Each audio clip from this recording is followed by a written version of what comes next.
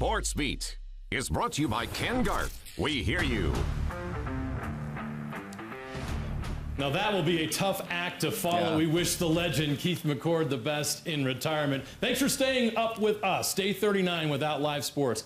We're all in this together. JJ and Sam with you for the next half hour. The NFL draft is just 4 days away. The all-time leading rusher in Utah football history, Zack Moss, is on the show tonight. Yeah, Scott Mitchell will also be joining us. He'll show you why the mayor of Sac Lake City, Bradlee Anae, will have success in the NFL. But you know what? Let's start in the NBA and the Utah Jazz. Let's be honest.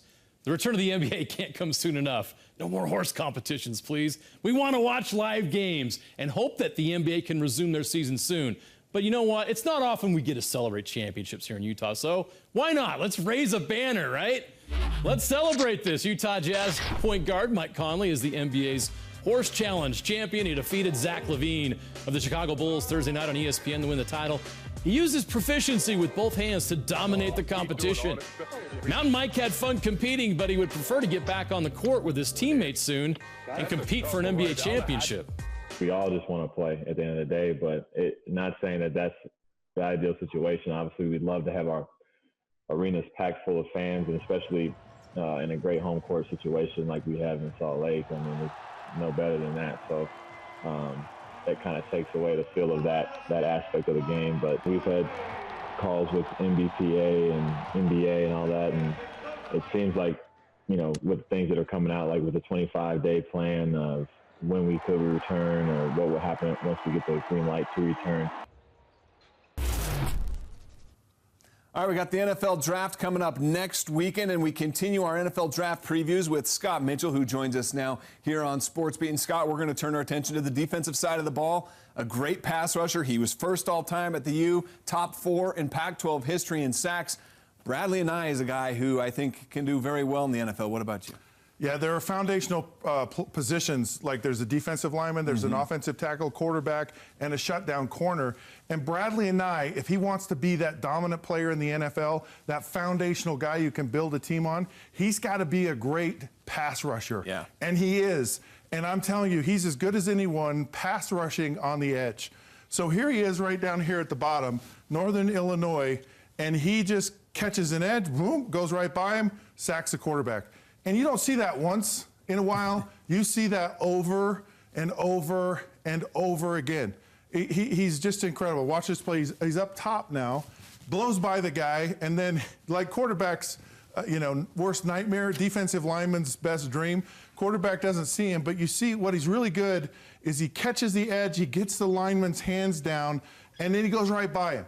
And he's amazing at this. He's a really, really good edge rusher. Edge meaning he goes outside and kind of speed rushes outside the offensive tackle. Well, in the NFL, those guys catch up to that, right? So you can't be a one-hit wonder, and he's not, right? He has an inside move, so he can set a guy up to the outside, and then he comes back to the inside. You don't see that a lot in college defensive linemen. They learn that as they go on. So he goes the outside, and then he says, no, I'm just going to go through the inside right here. Very athletic. So you see him again down there at the bottom. Very athletic quarterback, but he makes the inside move, and he actually gets to the quarterback. And again, another one right here. This is Jaden Daniels. He was a highly recruited player for Utah. These athletic quarterbacks, when you see defensive linemen sacking them, it's a good sign because those guys are elusive. They make you miss. And you see so often a guy like Bradlee Anae doesn't. A lot more of those quarterbacks in the NFL today as well. There are, yes, yeah. Not like it. See, I can move, Sam. I'm just telling you. Not now. I can't move. I can move to lunch, but that's about it. So another thing that Bradley's really good at is his get off from the line of scrimmage. And it's like a track meet. It's like who lines up first. So he's right down here, and as the ball snapped, he's the first guy to move. See that? Like all those other guys haven't moved. The offensive lineman's not even out of his stance. He's all the way past him, and then he has the awareness to get his hand up in the air. Tremendous get off. And this is another one right here where he just explodes. Great timing. The offensive lineman's just sitting there, and he's past him. And then he's great at just closing on these quarterbacks. It's amazing how good he was at tackling in space and getting guys. And again, I say this over and over. I feel like a broken record. These are points that don't change. I mean, you want to be an NFL player, be a guy that makes plays. And Bradlee Anae as crazy as it was, he just made play after play. So he's down here at the bottom. The quarterback, it's like zone read. He reads it, sees it, no, and he misses all this. This is hard to do, okay? Imagine I got that guy running at me. Is he going to hand it off to the running back, or is he going to keep it? And Bradlee sniffs that all out, and he sacks the quarterback before anything happens. Of all the players that we have gone through, I think the guy who's made more plays, been more disruptive than anybody is Bradlee Anae. And he's a guy that he really has this ability to be disruptive, and I think kind of be a foundational player. I really do. But here's the other part about his game. As crazy, as quick as he gets off, he actually will play within the scheme. Yeah. And so you like a guy who, okay, go make a play, but also, again, he's at the bottom here, but still play within the screen. So the play goes, it goes away from him, he stays home, reads it, and then wham, throws him to the ground. Right? He's got a nastiness about him on the football field. Which you love, right? You love all, I mean, there's so many good things about this play, but he's a guy that he'll play disciplined. So you love that he has a motor, that he can get upfield, that he can rush the passer, that he can close on the passer, he can make plays, but he also knows his responsibility, and he's very disciplined as well. So Bradlee Anae is a guy, he can be on the end of the defensive line. He could also fit in a 3-4 scheme as an outside rushing linebacker. Where do you think is his best fit at the next level? I think he's a 4-down guy. Okay, I really do. But here's a guy, he's quick, very athletic. He can run. He's got a nose for the football. I see him being a guy that plays a long time in the NFL. The one thing is sometimes he gives up too much of his body. When he's rushing, he's got to learn to kind of create an edge to give less of himself. And when he does that, he learns a little bit of a technique. He kind of did that in the Senior Bowl and had a really good Senior Bowl. So he's a guy, he's going to get drafted. He's going to get drafted high. And it'll be fun to watch him develop in the NFL. Well, here we go. I think day 2 pick right here in Bradlee Anae. Thanks, Scott. We'll hear more from you coming up later in the show.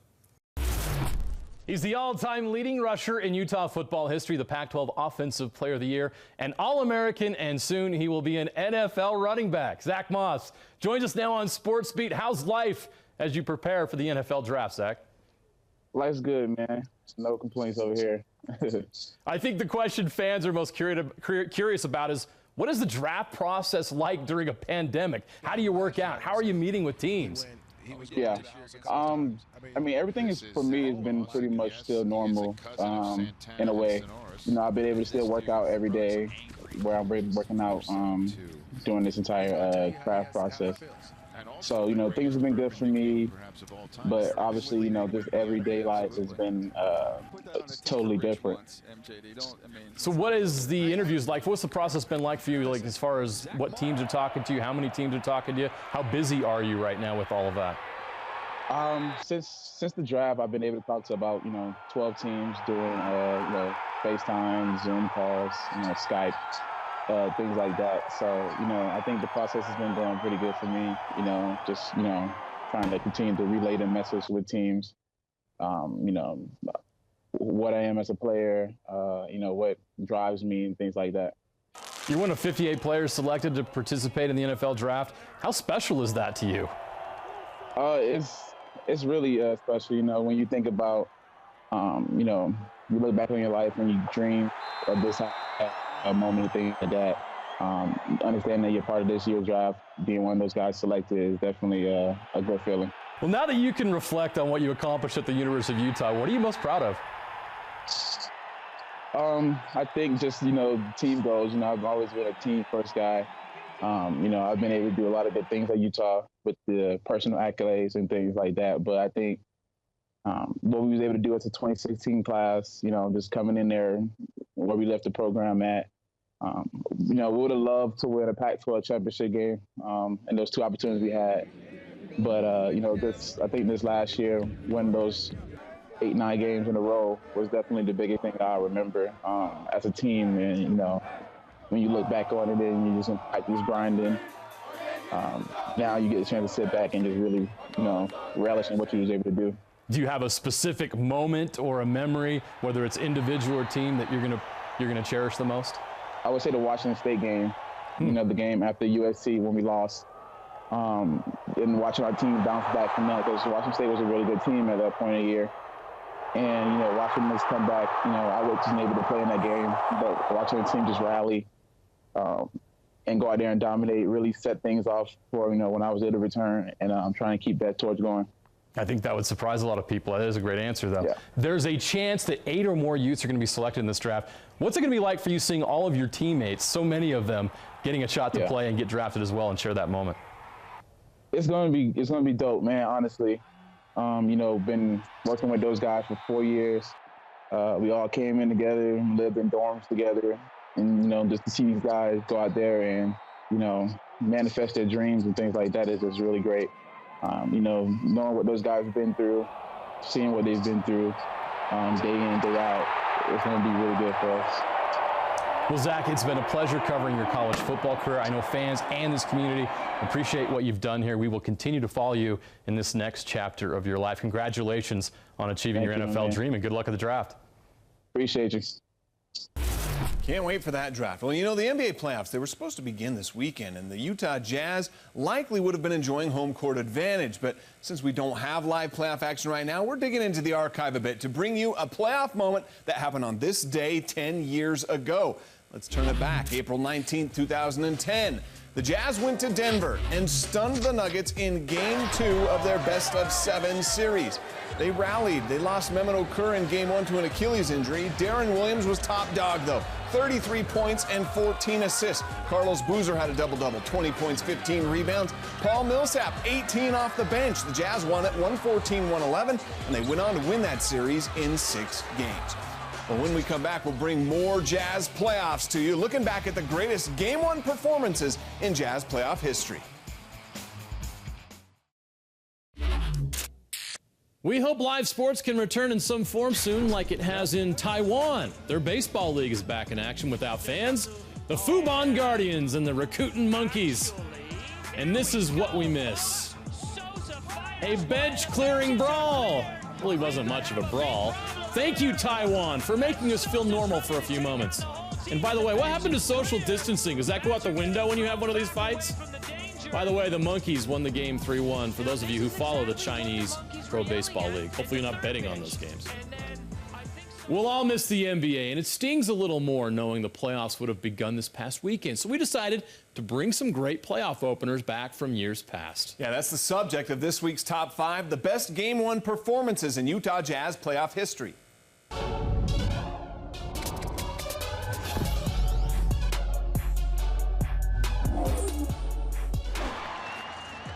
April of 2000, Game 1 between the Jazz and Sonics, and the mailman went off. Made 18 of 32 shots, was 13 of 14 from the free throw line, and Karl Malone became the oldest player at 36 years and 273 days to score 50 points in a playoff game. Side note, John Stockton 10 assists, Jeff Hornacek 11 assists in that win. Jazz won the series 3-2.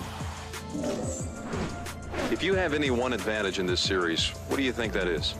Probably me. One of the brightest, most alert, funny people in the whole game of basketball. Because if we lose, at least we can go out laughing. Frank Layden was, is, and always will be the best. Game 1 against the Rockets in 1985. The Jazz were the 6th seed, Rockets the 3 seed. The Jazz were the better team, though. Adrian Dantley, 25 points and 10 rebounds. Thurl Bailey had 25 and 10. Rookie John Stockton made a cameo, and Mark Eaton had 8 blocks and held the Rockets' twin towers, Akeem Olajuwon and Ralph Sampson, to a combined 38% shooting. The Jazz stunned the Rockets on the road 115-101 and would win the series in 5. In 1996, the Jazz playoff run began in Salt Lake City against the Portland Trail Blazers. John Stockton was a passing machine with 23 assists. A lot of those to Karl Malone and Jeff Hornacek. The mailman had 33, Hornacek with 30. Jazz won the game and won the series 3-2 on their way to an appearance in the conference finals. Game 1 of the 1998 Western Conference Finals. The cocky young Lakers, led by Shaq and Kobe, came to Salt Lake City thinking they would take down the defending Western Conference champs. But think again. Karl Malone had 29 points, 10 rebounds, and the Jazz bench came up big with 53 points. The Jazz handed the Lakers their worst loss in their storied playoff history, a 112-77 Jazz win. They would go on to sweep the Lakers and advance to the NBA Finals. I just see it hitting the rim. I'm like, oh, please go in. 3 seconds, 2, 1 for the win. Yes! Joe Johnson saves again! ISO Joe. The Jazz lost Rudy Gobert in an injury just 1 minute into that game. They overcame that thanks to Joe Johnson's 21 points off the bench and the game winner at the Staples Center. The Jazz won the series in 7, their first playoff series win in 7 years. More Sports Beat after this. The Hallowed Grounds, brought to you by Siegfried and Jensen. Welcome in this week's edition of the Hallowed Grounds. Coach Randy Rahe, Weber State head basketball coach, been there forever and a day. Coach, quickly, a lot of our viewers know how this works. I'll explain it to you. This is the par 5 6th at the Ogden Golf and Country Club. We'll go back and forth. We'll talk about some things, have some fun. If you beat me on this hole, we'll go to the par 7th, third, par 3. And if you hit closest to the pin, this Bushnell rangefinder valued at 500 big ones will be all yours. You won't leave empty-handed. However, if you lose, right, $100 gift card from you into golf. Win-win. It's a win-win. Win-win. I like it. I like it. Let's play some golf. Absolutely. Let's go. That'll play. That's better. Okay. Hey, what's your coaching philosophy? You got to have one. A philosophy? Yeah. We base our cultures based on, first of all, relationships. We get really close to our guys. We try to develop a strong relationship with the whole program. And I always believe if you got a good relationship with your guys and you trust each other, then you can push them through a wall and they'll accept that. So I think that's really important. And then we base a lot of our program on toughness and competitiveness and how hard we play. I guess you could say I'm a mentality-based coach more than an X and O coach. Oh, I can't say it. You can't. It's KSL. Not good. Not good. That's the way I play, though. I'm like a 50% golfer. One good shot, one bad shot. Okay. All right. I got you. I hit that okay, Coach. Yeah. I got you. Hey, so how many times have you been asked about the D. Lil story? A lot. Obviously a lot, yeah. Damian always wore headbands when he was playing, most of the time, like AAU in high school and all this stuff. And my assistant kept telling me, hey, what if he wants, because I didn't like headbands at the time. I'm like old school, right? If he wants to wear a headband and you say no and he doesn't come, what do you think about? I said, well, he's not gonna care about a headband, right? We do a home visit, went really well. Damian had his whole family there, mom, dad, everybody. And then we get done and Damian gets up, his dad gets up, and I couldn't find him. And I went to Gina, I said, hey, thanks for having us. I guess it's time to go. And she says, well, you might want to can you hang on for about 10, 15 minutes? And I said, sure. But I didn't know where Damian and the dad were at. Damian finally comes back in, and he comes over to him, and he says, Coach, he says, I got to have one question answered from you. And I said, yeah, whatever. He says, if I come to Weber State, can I wear a headband? And I just put my head down, and I was like, and he looked at me, I mean, he sold it great. He was serious. He was serious. He says, and I was like, I looked down, I says, you know what, Dame? Our policy at Weber State, I don't like them. No headbands at Weber State. That's what we do. That's how we're gonna do it. Take it or leave it. And then he looks down all serious, and I just thought, I just lost this kid because I wouldn't let him wear a headband. After about 30 seconds, he looks at me, puts his arm around me, says, I don't care about a damn headband. He says, I'm coming to Weber State. He played He played me. That's awesome. Anyway, that's the story. Sitting about 111 yards, playing 104. Okay.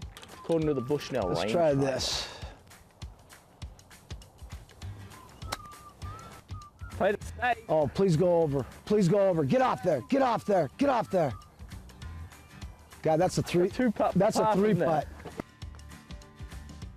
And it goes the other way, of course. Hey, did I read correctly that your wife she's a coach as well? No, she's a women's college basketball referee.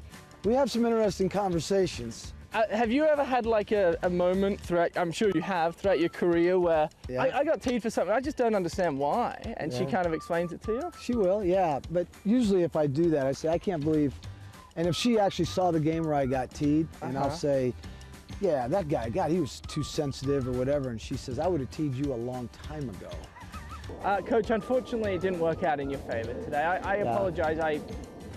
It was a pleasure hearing you talk. Yeah, and the stories that you share. It's a lot of fun. We'll get you a Bushnell eventually. I appreciate that. Yeah, it doesn't usually work out very well for me on the golf course, to be honest with you, because I'm not good enough. But I accept defeat, and it just tells me I'm going to go practice harder, and the next time we play, I'm going to come after you. Please do. Well, we'll give you a $100 gift card to you into golf regardless. Appreciate that. And thank you. Until next time, we thank you again. Yeah, thanks for having me. I had a lot of fun. I had a blast. Thank you. Appreciate it.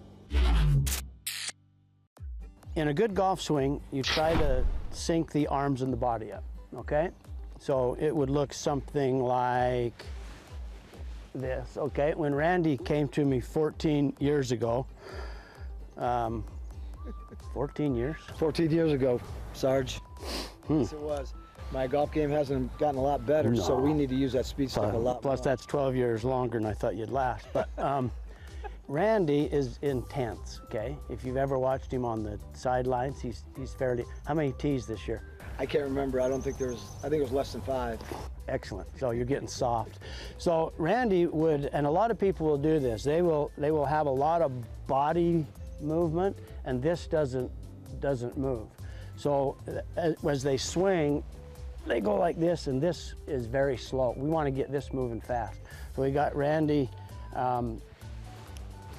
swinging this way, moving this. With a light one, it's much easier to feel that whip at the bottom. So you can turn your club over and do it, right? Get the same feeling, and you want your speed from there to right here. So you're going here, swinging that way. Tom Hackett, Charlie Carlson, the Bushnell rep in the Rocky Mountain States. Now, Charlie, we're on hole 10. It's a par 5. What are we looking at? It's 591 yards, so this thing's probably going to come in handy. I'm holding the hybrid. Tell us what's so special about it. Tour professionals use a pin sheet on every hole. Well, that tells you where the pin is, but in this viewfinder, you can also see where the pin is, but the GPS portion